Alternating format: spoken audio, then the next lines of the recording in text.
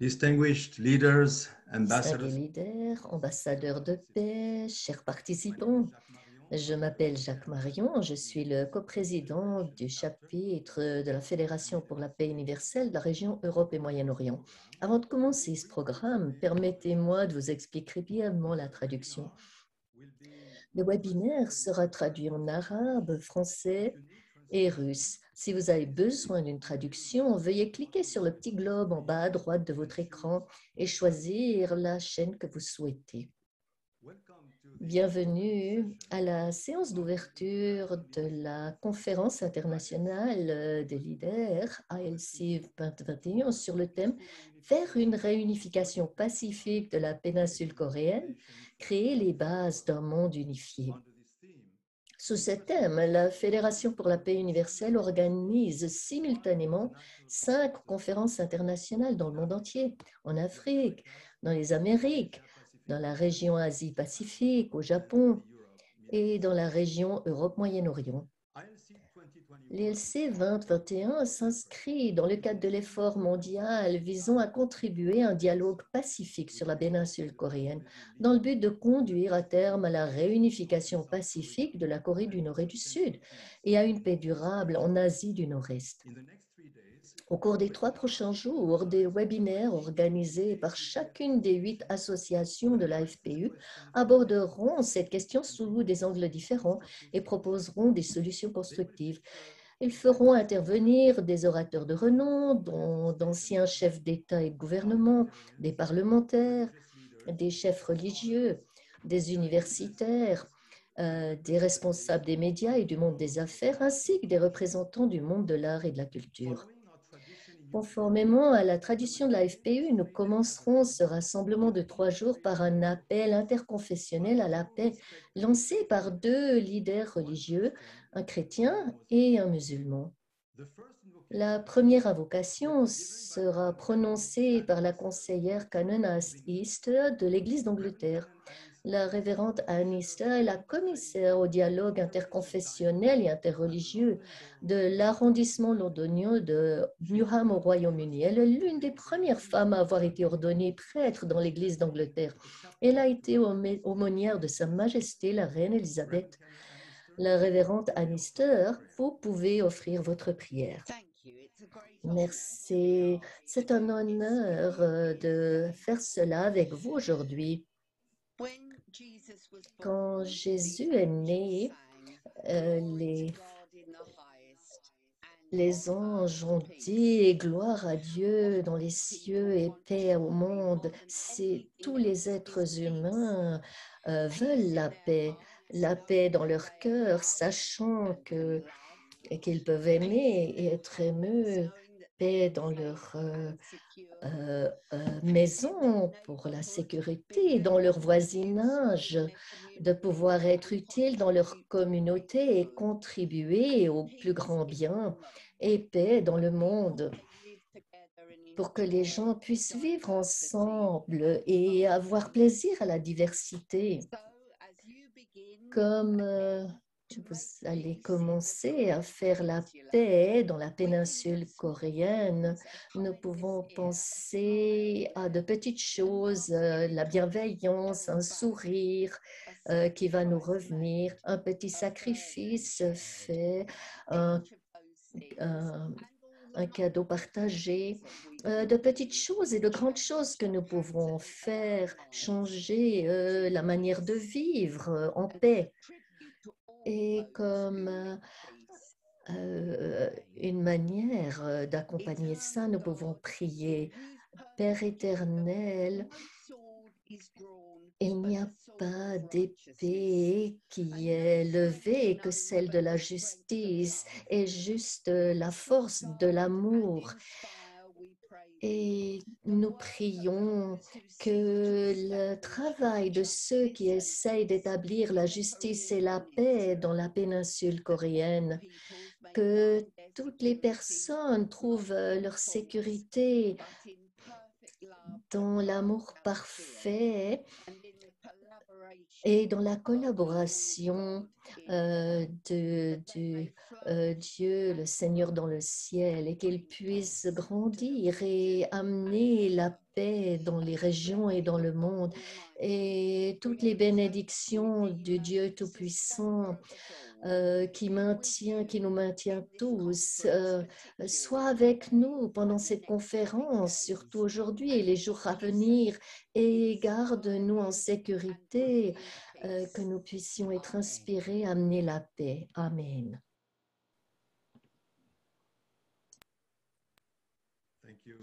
Merci beaucoup, Révérend Annister, pour cette prière et ces paroles émouvantes. Nous sommes reconnaissants que vous soyez venus avec nous aujourd'hui pour ouvrir cette conférence en prière.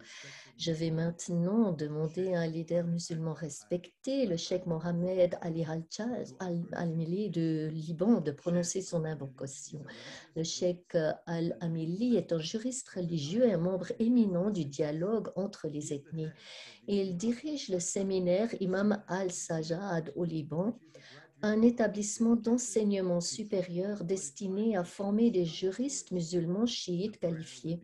La prière sera en arabe et sera traduite en anglais. صباح الخير مجددا لكم جميعا. بسم الله الرحمن الرحيم. اللهم يا رب السماوات Seigneur des cieux et de la terre et créateur des univers, nous te demandons d'avoir pitié de tes serviteurs et de leur pardonner, car nous sommes pécheurs et coupables. Et il n'y a pas de force ou de pouvoir pour nous sans toi. Ô Dieu, inspire les politiciens et les dirigeants du monde à s'efforcer de réaliser la vérité, à établir les bases de la justice dans la gouvernance, à faire en sorte que l'autorité serve les sociétés et ne pas être une source de tyrannie, d'autoritarisme et de contrôle des êtres humains. Ô Dieu, inspire les leaders des religions à travers le monde, que toi seul es le Dieu des mondes et toi seul as le droit de demander des comptes aux gens. Ô Dieu, inspire-les à rejeter la violence, éliminer la haine et à ne pas discriminer entre les êtres humains, et que chaque personne soit libre d'embrasser n'importe quelle religion ou pensée, et qu'aucune créature n'ait le droit d'interférer avec les convictions des autres. Ô Dieu, aide-nous à diffuser la culture du dialogue et de la convergence, de l'amour des autres et du respect de toutes les religions et cultures. Tu es le plus merveilleux, ô Dieu des mondes. Merci, Amen. Merci beaucoup, Cheikh Al-Amili, pour cette prière magnifique, et nous sommes reconnaissants que vous soyez venus ici pour ouvrir ce webinaire. Et c'est le moment de demander au président de la FPU Europe et Moyen-Orient, le Dr Katsumi Otsuka, de prononcer son discours de bienvenue. Il est originaire du Japon et a occupé de nombreux postes à responsabilité comme président de la Fédération des familles pour la paix mondiale au Japon, en Russie et en Afrique. Il a également dirigé plusieurs organisations axées sur la réunification de la péninsule coréenne. Dr Otsuka, la parole est à vous. Merci, Jacques. Excellence, éminents orateurs, ambassadeurs de paix et chers amis de la FPU. C'est mon plus grand bonheur de vous saluer en représentant la FPU d'Europe et du Moyen-Orient. Merci beaucoup de vous joindre à la conférence internationale des leaders 2021. C'est très historique et inoubliable que cette conférence se tienne dans la situation mondiale difficile de la pandémie de Corona. Je vous remercie. D'abord, j'aimerais exprimer mes plus sincères condoléances aux victimes de la pandémie. Je tiens également à exprimer ma plus grande gratitude aux innombrables combattants de Corona qui ont travaillé sans relâche jour et nuit pour vaincre la COVID-19. La pandémie a apporté de nombreux changements dans la façon dont nous voyons le monde. J'espère que nous pourrons repartir vers la nouvelle dimension de la paix mondiale au-delà de ce problème global. Le XXe siècle est souvent considéré comme le siècle de la guerre et de la révolution. Il a été le siècle le plus sanglant de l'histoire de l'humanité. La tragédie de la guerre froide s'est manifestée par la division de l'Allemagne à l'ouest et de la péninsule coréenne à l'est. La réunification et la paix en Allemagne ont apporté la paix en Europe dans une certaine mesure à la fin du XXe siècle, mais la Corée est toujours en proie à de graves conflits et tensions malgré les différents efforts de construction de paix. Comme vous le savez, les deux fondateurs de la FPU, Sun Myung-moon et Hak Ja-han-moon, sont nés dans ce qui est aujourd'hui la Corée du Nord pendant les 40 ans d'occupation par le Japon. Ils ont connu la Seconde Guerre mondiale et la guerre de Corée. Ils ont tous deux été réfugiés pendant la guerre de Corée. C'est l'un des facteurs qui les ont motivés à œuvrer pour la paix et l'unification par le dialogue et le respect mutuel. Il y a 30 ans, en décembre 1991, ils ont rendu visite à la Corée du Nord pour ouvrir le dialogue. C'est très impressionnant qu'ils aient été invités à la State Guest House de Mahjong et qu'ils aient eu une discussion pour la paix avec le leader suprême Kim Il-sung, qui avait déjà tenté auparavant de tuer Sun Myung-moon. L'ILC 2021, comme vous le savez, a été spécialement conçu pour se concentrer sur l'unification pacifique de la Corée en commémoration de la visite des fondateurs de la FPU en Corée du Nord. Il est également significatif que cette conférence pose les bases du lancement du Think Tank 2022, composé de plusieurs groupes d'experts qui travaillent pour la paix dans la péninsule coréenne. La série de webinaires à laquelle vous allez participer aura pour but d'aider à faire prendre conscience du potentiel, de l'importance de la réunification pacifique de la péninsule coréenne en examinant le rôle précieux que l'Europe pourrait jouer pour faciliter cette réunification. L'Europe et le Moyen-Orient ont dû passer par un processus d'essai, d'erreur, développer un esprit de réconciliation, appliquer des valeurs modernes et créer des mécanismes de sécurité communs. Dans quelle mesure les enseignements tirés en Europe pourraient-ils être pertinents dans le contexte de la péninsule coréenne? J'espère que ce programme sera une bonne aide pour l'unification pacifique de la péninsule et aussi pour la paix mondiale. Je vous demande votre participation active et je termine mes salutations ici. Merci beaucoup de participer à cette conférence. Merci. Merci, Dr. Otsuka, pour vos salutations sincères et votre soutien en Europe et au Moyen-Orient. Maintenant, j'ai le plaisir de vous présenter deux éminents orateurs à qui nous avons demandé de partager leur point de vue sur le thème de cette conférence. Le premier orateur sera l'honorable Pierre Ferdinand Cassini, membre du Sénat italien. Le sénateur Cassini a également été membre de la Chambre des députés italienne et président de la Chambre des députés entre 2001 et 2006. Il est président honoraire de l'Union interparlementaire et président honoraire de Démocratie chrétienne internationale. Sénateur Cassini, vous avez la parole. Merci beaucoup. Dr. Otsuka, Dr. Marion, Dr. Moon, leader distingué et invité de l'Europe et d'ailleurs, bonjour et salutations de l'Italie. Merci de m'avoir invité pour cette session d'ouverture. Au niveau politique, notamment dans les relations internationales, le réalisme et l'utopie représentent deux notions opposées. Les réalistes se concentrent sur la réalité telle qu'elle est, sur l'équilibre réel des pouvoirs, tandis que les utopistes envisagent avec optimisme la possibilité d'un changement. La politique vit au carrefour de cette tension vitale entre utopie et réalisme. Si la politique est un exercice de réalisme et de concrétisation, elle est aussi nourrie d'utopie. La réunification de la Corée en est un parfait exemple de cela.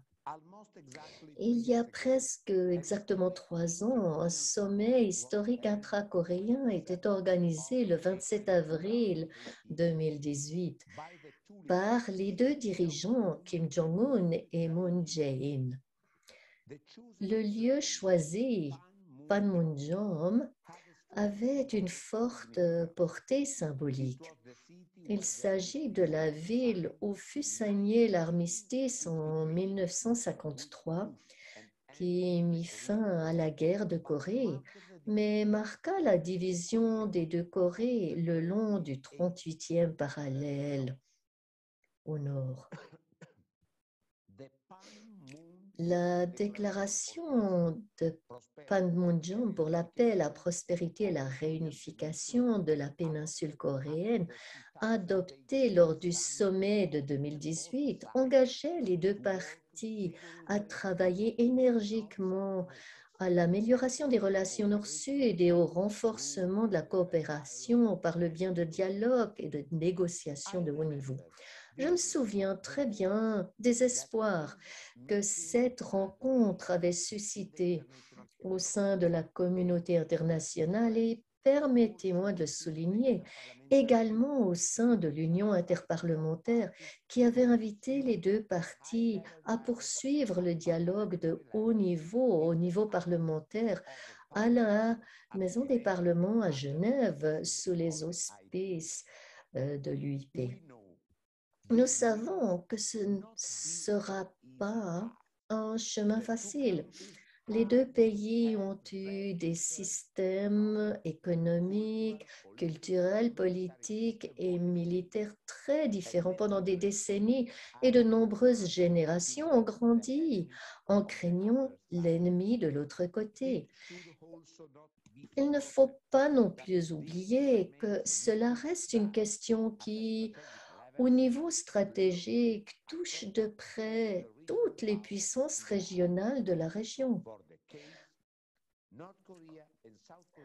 La Corée du Nord et la Corée du Sud ont représenté une frontière physique entre 2 mondes et 2 systèmes d'alliance.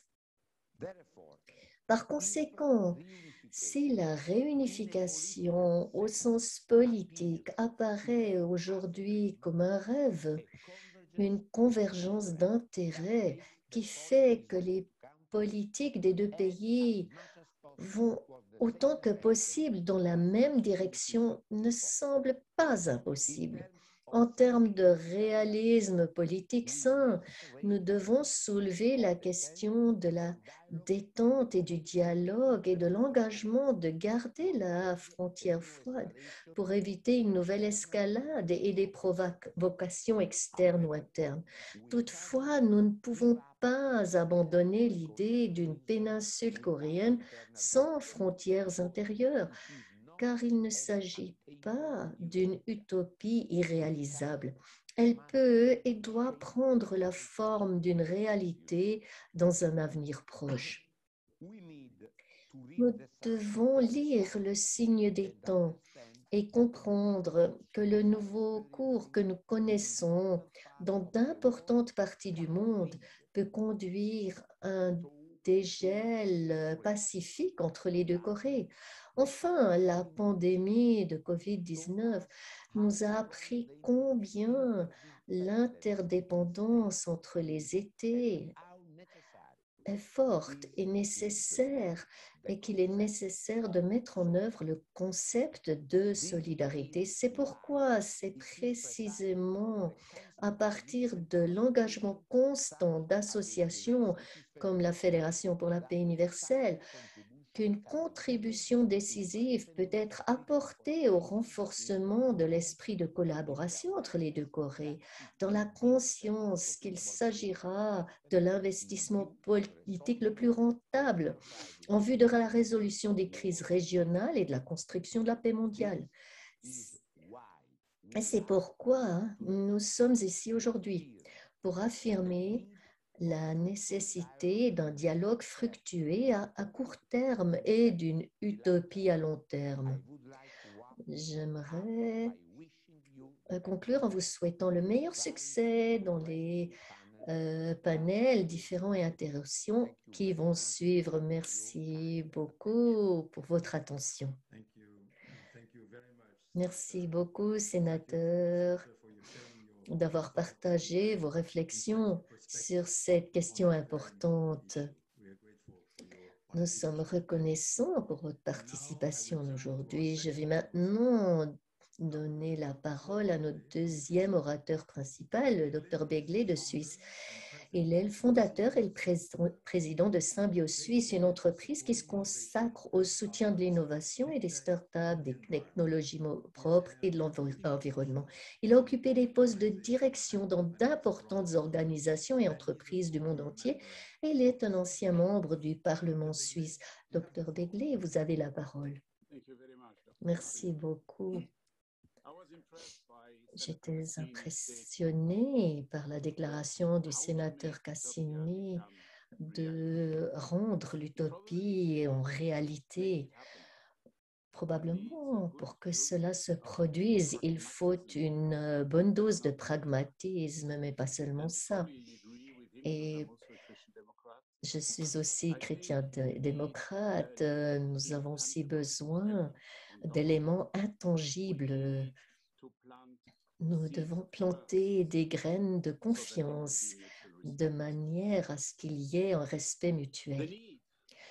La nécessité de trouver une solution pacifique pour la réunification de la péninsule coréenne est un défi qui va bien au-delà de la seule Corée du Nord et du Sud.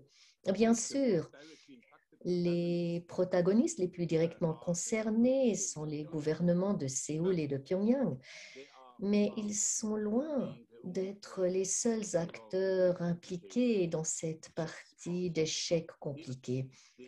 Même leur capacité de décider seuls est loin d'être évidente.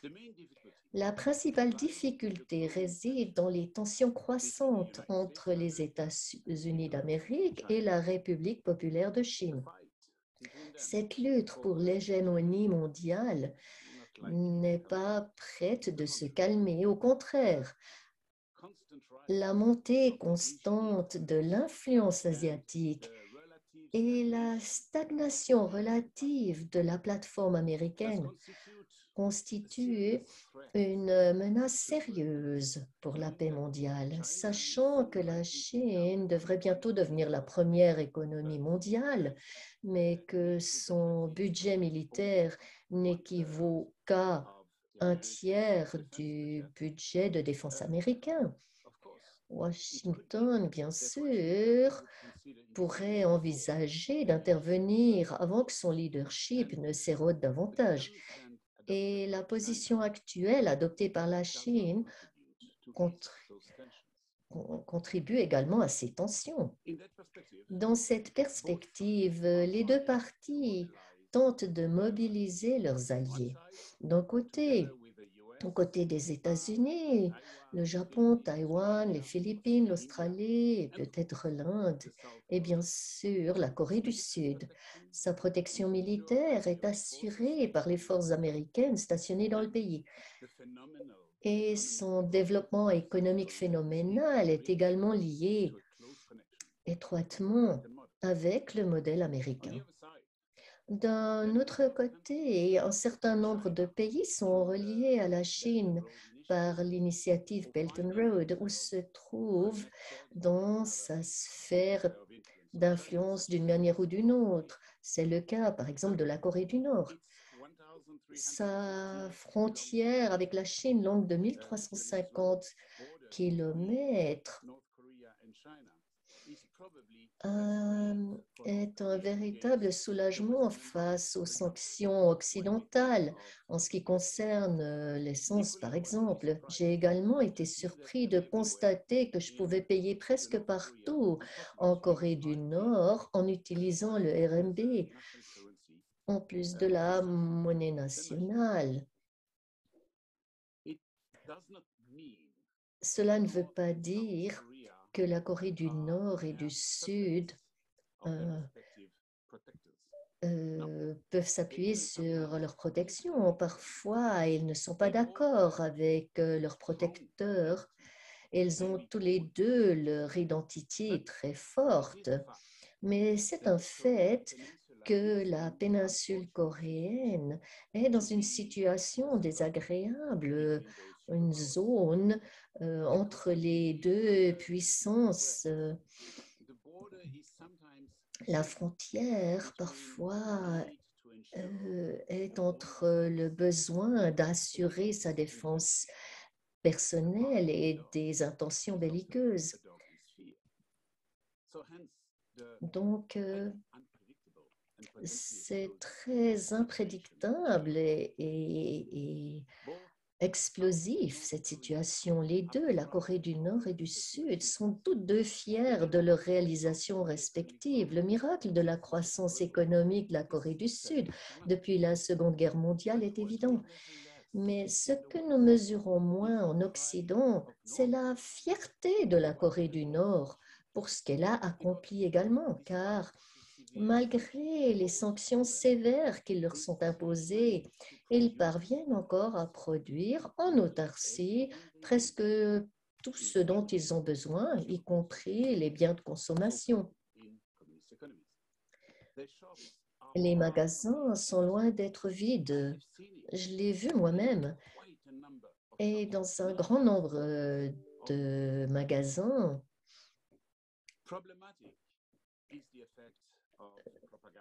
la propagande pose naturellement un problème. Dans le Nord, la population subit un lavage de cerveau intensif et le culte de la personnalité envers le guide suprême est extrême. Il n'y a pas ou très peu de liberté d'opinion. Cependant, le pays est loin d'être une prison ou à ciel ouvert, comme on le croit souvent à l'Occident, selon l'opinion publique. De nombreuses personnes, et pas seulement une petite minorité de la nomenclatura, vivent ce que l'on pourrait considérer comme une vie normale. La propagande existe, bien sûr, des deux côtés de la frontière. Ce n'est pas un phénomène unilatéral. En fait, il y a plus de similitudes entre les deux Corées que ce que la plupart des gens peuvent penser, et ce n'est pas si surprenant. Les Coréens sont des Coréens, au nord comme au sud. Les Coréens sont des travailleurs acharnés.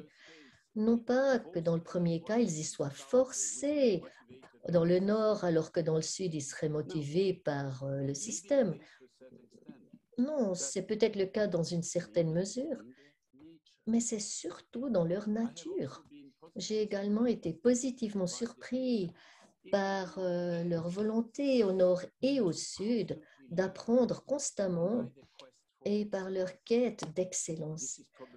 C'est pourquoi probablement ils ont pu développer d'une part des conglomérats très performants comme Samsung et d'autre part la technologie nucléaire. Le poids économique d'une Corée réunifiée pourrait se rapprocher de celui du Japon. On a beaucoup parlé du programme nucléaire nord-coréen. Inutile de dire que ce n'est pas une bonne chose, pas plus que la taille des forces armées de la RPDC. Une déescalade serait plus que souhaitable. Cela implique toutefois un mouvement mutuel. Du point de vue du Nord, leur armement balistique est un moyen d'être pris au sérieux, d'avoir le droit d'être dans les processus de paix. De nombreuses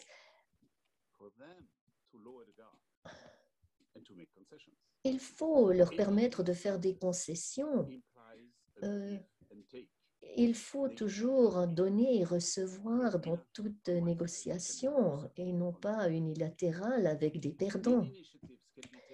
De nombreuses initiatives peuvent être prises, des pourparlers visant une dénucléarisation régionale, la fin des sanctions internationales, un plan Marshall pour relancer l'économie nord-coréenne. Mais une véritable réconciliation commencera par une tentative de comprendre l'autre côté, de reconnaître son côté positif, d'avoir des programmes d'échange sans idées préconçues. Les gens doivent accepter que la situation n'est pas noire ou blanche, reconnaître qu'ils ont aussi commis des erreurs, comme c'est le cas dans le processus de justice transitionnelle. Ils doivent apprendre à se pardonner mutuellement, comme la France et l'Allemagne ont réussi à le faire au fil du temps, permettant ainsi la construction européenne. L'Europe pourrait d'ailleurs partager avec les Coréens l'expérience d'une véritable réconciliation après 2 horribles guerres successives. Les étapes sont les suivantes. A. Fin des hostilités. B. Reconnaissance de ses propres erreurs et pardon. C. Dialogue en vue de construire un projet commun. D. Partage des ressources et gouvernance équitable. E. Des valeurs communes.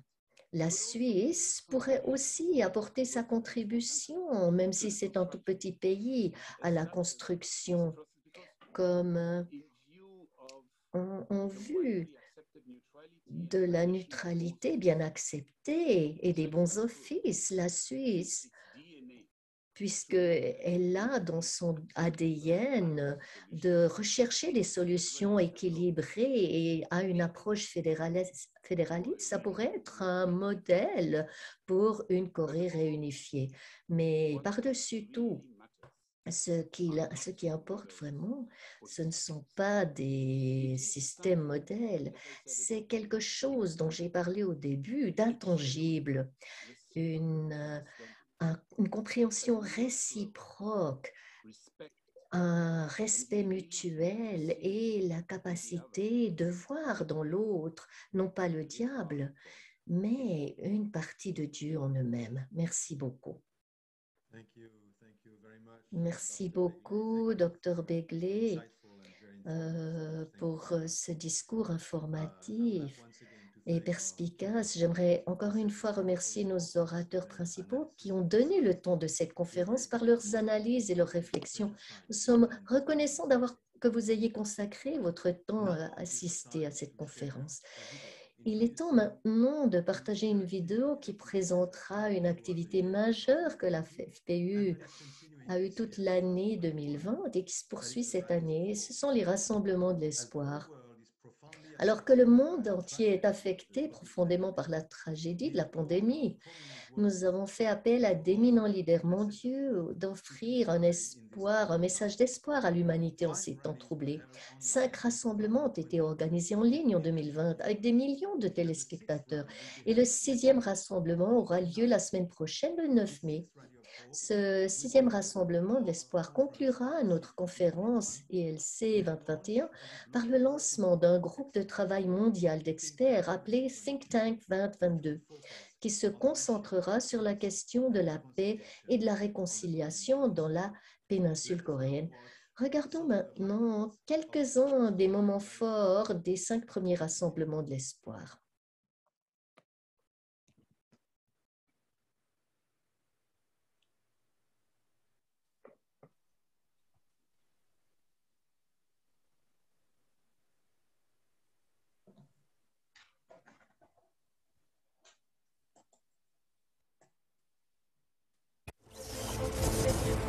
Today, the world is battling with a global pandemic and fears over long-term environmental damage. National lockdowns have seen an increase in isolation and a growing sense of hopelessness. To address this crisis, Dr. Hak Jae-han Moon and the Pour faire Universal face à cette crise, Hak Jae-han Moon et la Fédération pour la paix universelle ont lancé un ambitieux programme appelé le Rassemblement de l'espoir qui donne l'occasion à des chefs d'État et de gouvernement, à des politiciens de premier plan, à des chefs religieux et à des lauréats du prix Nobel actuel aussi de présenter leur vision du monde pacifique et durable. Au fur et à mesure des rassemblements, l'audience a augmenté et il relie désormais des millions de personnes dans le monde. Il est impératif d'établir des partenariats dans un large éventail de secteurs si nous voulons construire un monde meilleur. Je pense que la Fédération pour la paix universelle et l'ensemble plus vaste des partenariats constituent un bon modèle. Je suis honorée de m'adresser à vous dans ce rassemblement de l'espoir parrainé par la Fédération pour la paix universelle et de me joindre à vous pour la grande cause de la construction d'un monde plus pacifique et prospère. Au cours de mes 4 années de vice-présidence, dans mon pays et à l'étranger, j'ai pu constater de visu que des familles fortes, l'éducation, l'égalité de traitement devant la loi et la reconnaissance de la dignité et de la valeur de chaque vie humaine constituent le fondement de véritables paix nationale. Avec des gens libres, des nations fortes et des dirigeants audacieux, il n'y a pas de limite à ce que nous pouvons accomplir. Ces rassemblements ont créé une base invitant à la collaboration internationale et interreligieuse dans la réalisation de la paix entre nos nations. Nous pouvons transcender les barrières que nous avons créées par la religion, la nationalité, les cultures, la classe, la croyance et les autres différences qui nous divisent. Il y a 35 ans, la situation à laquelle nous étions confrontés en Afrique du Sud semblait désespérée. Nous étions de plus en plus isolés, sans amis ni alliés dans le monde. Cependant, nous sommes finalement parvenus à nos premières élections totalement inclusives le 27 avril 1994, à l'investiture du président Mandela après l'adoption d'une constitution véritablement inclusive et démocratique. Mais surtout, nous avons appris l'importance de ne jamais perdre espoir. La désignation du bien commun au-dessus de l'intérêt personnel est un moyen sûr d'éliminer les conflits et une voie vers des groupes pacifiques et le développement en Afrique et dans le monde. Nous devons reconnaître que l'histoire montre que les droits et les libertés des gens ordinaires sont essentiels à la création et au maintien de notre prospérité et de la paix en temps. S'il existe une organisation capable de réunir un réseau véritablement mondial de personnes pour des efforts véritablement partagés, c'est bien celle-ci, la Fédération pour la paix universelle.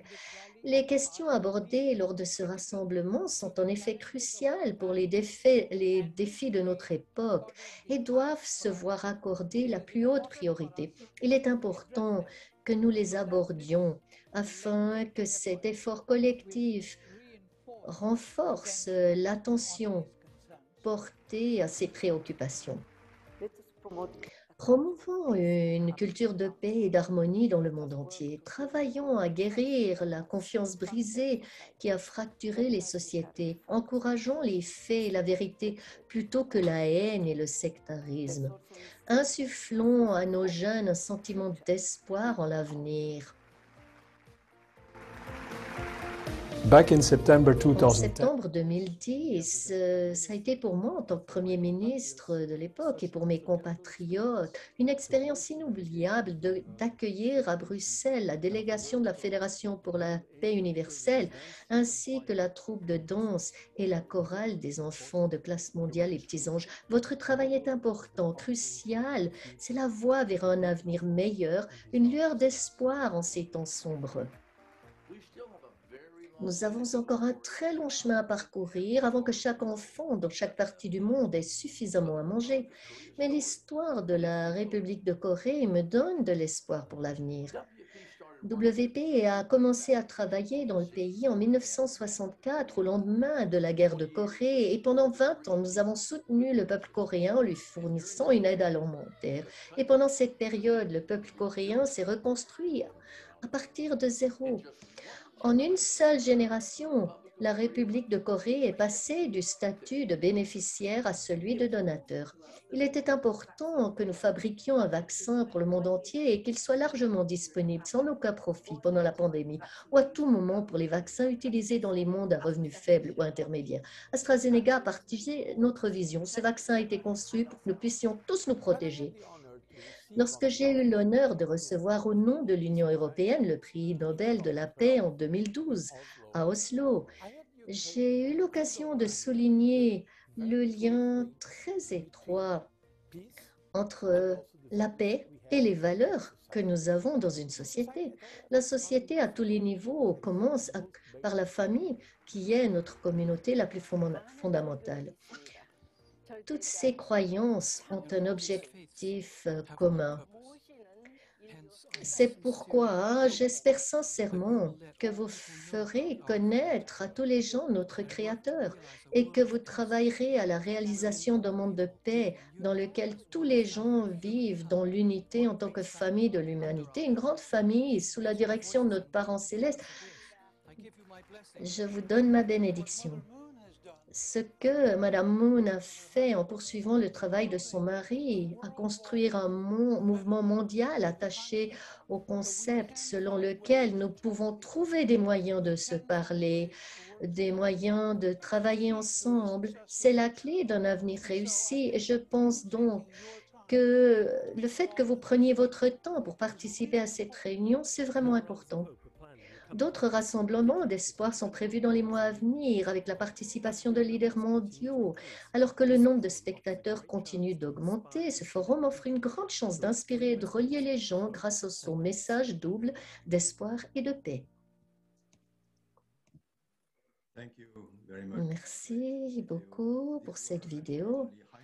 Il ne s'agit que des points forts et nous avons eu bien sûr beaucoup d'autres participants au Rassemblement de l'Espoir que vous pouvez voir aussi sur notre site internet de la FPU Europe et Moyen-Orient, c'est eume.upf.org.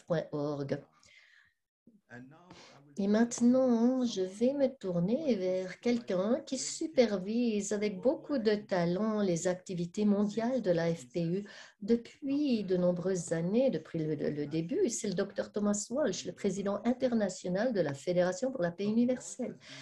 Dr Walsh est enseignant, auteur, éditeur spécialisé dans les domaines de l'interconfessionnalisme, des études religieuses, des études sur la paix, de la philosophie, de la théorie sociale. Il est également président de la World Peace Road Foundation et secrétaire général de la Fondation du prix Sonac de la paix. Écoutons les salutations du Dr Walsh aux participants de cette conférence. Je suis très heureux de dire quelques mots au début de la conférence internationale des leaders 2021. Je veux exprimer ma grande reconnaissance non seulement à notre fondatrice, Mme Hak Ja Han Moon, mais aussi à la direction générale de la FPU, qui est vraiment remarquable et qui s'étend et construit le réseau et renforce l'efficacité de la FPU dans le monde. Elle est largement reconnue comme une ONG de premier plan travaillant pour la paix dans le monde en ce moment de l'histoire. Comme vous le savez, il y a 30 ans, Monsieur et Madame Moon ont visité la Corée du Nord. Ils ont rencontré le leader de l'époque, Kim Il-sung. La perspective d'une réunification pacifique de la péninsule coréenne leur tient à cœur et est à l'arrière-plan de tout le travail qu'ils ont accompli au cours de leur vie.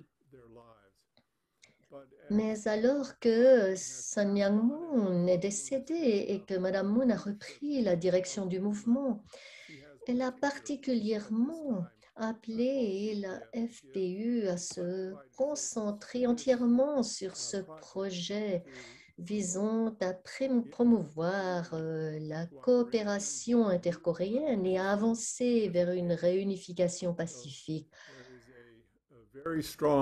Et un plan stratégique très solide a donc été mis en place Et ce ILC 2021 est un pilier central de ce plan. Il s'appuie sur une série de webinaires, 120 pendant ces derniers mois, à travers notre réseau mondial. ILC 2021 s'appuie sur ce fondement et au-delà de l'ILC, nous nous dirigeons vers le 6e rassemblement de l'espoir. Le 9 mai, cette série a attiré l'attention de millions de téléspectateurs dans le monde entier. Elle s'est concentrée sur la réunification pacifique de la péninsule coréenne. Et l'année dernière particulièrement, nous avons honoré les vétérans de guerre de Corée et nous avons reconnu le 70e anniversaire du conflit qui a eu lieu cet anniversaire l'année dernière. Il s'agit donc d'un élément central de notre travail. Et lors du 6e rassemblement de l'espoir, le 9 mai, nous inaugurerons ce que nous appelons le Think Tank 2022, qui consistera à mettre en place un réseau mondial d'experts dans tous les secteurs et domaines d'activité et à créer une série de groupes de travail d'experts liés à nos associations de la FPE. Nous avons 8 associations et nous allons donc créer ces groupes de travail d'experts liés à ces divers secteurs afin qu'ils puissent utiliser leurs capacités et atouts uniques pour explorer les avenues et les options pour la paix. Au-delà du rassemblement de l'espoir et de l'inauguration du Think Tank 2022, nous aurons une série de consultations pour établir les faits. Alors que nous formons ces groupes de travail d'experts, des délégations de haut niveau seront formées pour visiter les principales nations parties prenantes. Vous pouvez imaginer un groupe d'experts visitant la Corée du Nord, espérons-le aussi la Corée du Nord, le Japon, la Russie, Washington DC, les États-Unis, d'autres nations, la Chine et le Vietnam, les Philippines, pour explorer ce que nous pouvons faire pour progresser vers la paix et dépasser une situation qui n'a jamais vraiment été signée avec un traité de paix. L'autre composante de ce plan stratégique, c'est la convocation d'un sommet mondial 2021, si possible en novembre, qui serait un rassemblement de plusieurs milliers d'experts pour discuter de cette initiative au plus haut niveau, réunissant tous les groupes de travail d'experts et des personnalités du monde entier, des chefs d'État, des parlementaires et des chefs religieux, des médias et des universitaires. Nous espérons organiser cette réunion en novembre qui coïnciderait avec le 30e anniversaire de la visite de Sun Myung-moon et Madame Moon en Corée du Nord. Si la pandémie est derrière nous, sinon nous la reprogrammerons pour 2022. C'est l'objectif principal. L'ILC 2021 est absolument au centre de cette initiative. Je vous remercie tous de votre participation. Je vous souhaite bonne chance dans les délibérations et j'ai hâte d'entendre les résultats de l'ILC 2021. Merci encore pour votre soutien à la FPU, votre travail pour promouvoir l'unification pacifique de la péninsule coréenne. Merci beaucoup. Merci, Dr. Walsh, pour votre message et pour votre leadership de cette organisation mondiale. Avant de passer au message final de cette session d'ouverture, nous allons écouter une chanson puisque c'est la paix qui motive cette conférence. J'aimerais que nous écoutions une belle chanson du Harlem Boys Choir, Let There Be Peace on Earth, que la paix soit sur terre, profitez-en.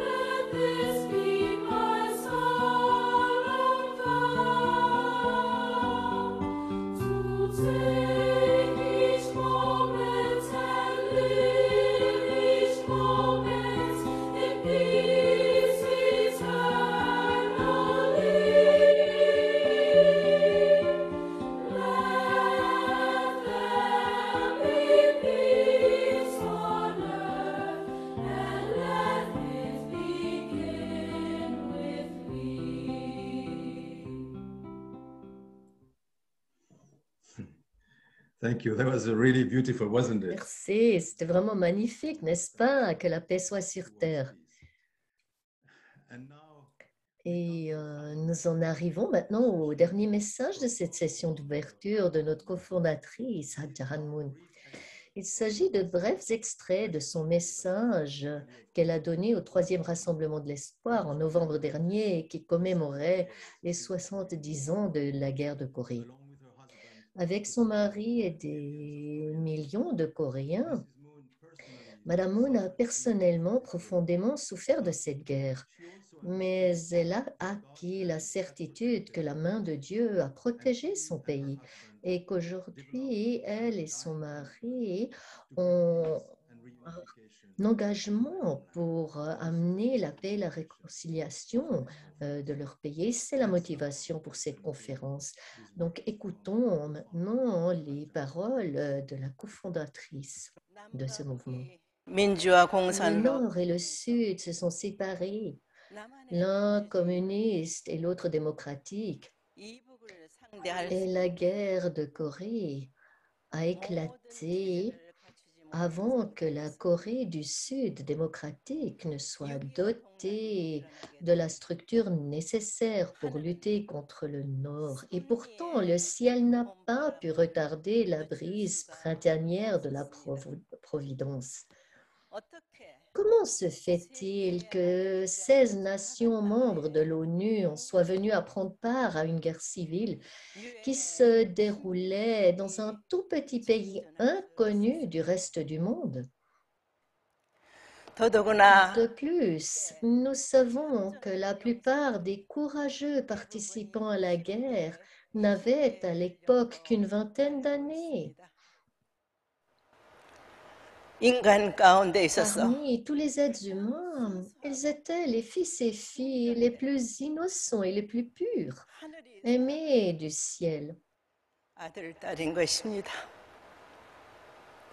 그들이 À votre avis, 무슨 바람에 의해서 qu'est-ce qui les a incités à s'avancer sans crainte pour la 한국의 paix en Corée et dans le monde? 세계 평화를 위해서 나섰다고 보십니까? 이것 하나만 보더라도 Cela nous montre que Dieu, notre Créateur, est avec nous.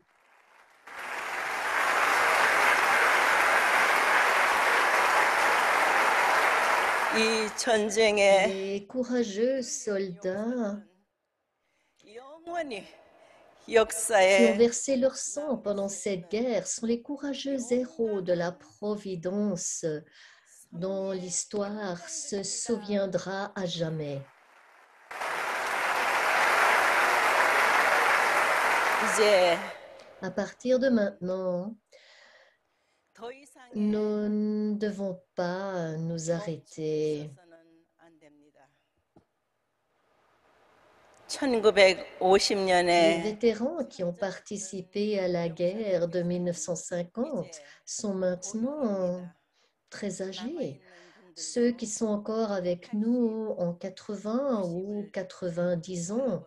그러한 자리에 있으니 Et ce qu'ils souhaitaient, c'était une Corée unifiée. 통일 한국이었습니다. 그래서 나는 Avant qu'il ne soit trop tard, je voudrais 유엔의 ériger des monuments non seulement dans ces 16 pays, 나라들은 물론이요. mais dans les quelques 60 pays qui ont envoyé leur soutien à la République de Corée à l'époque. 만들고 싶습니다. Je souhaite enregistrer 그 외에 chacun des noms des soldats tombés au combat pour l'éternité. 기념비가 설치되지 못한 곳에는 Et je me suis engagée à ériger rapidement des monuments dans les pays où ils n'ont pas encore été installés.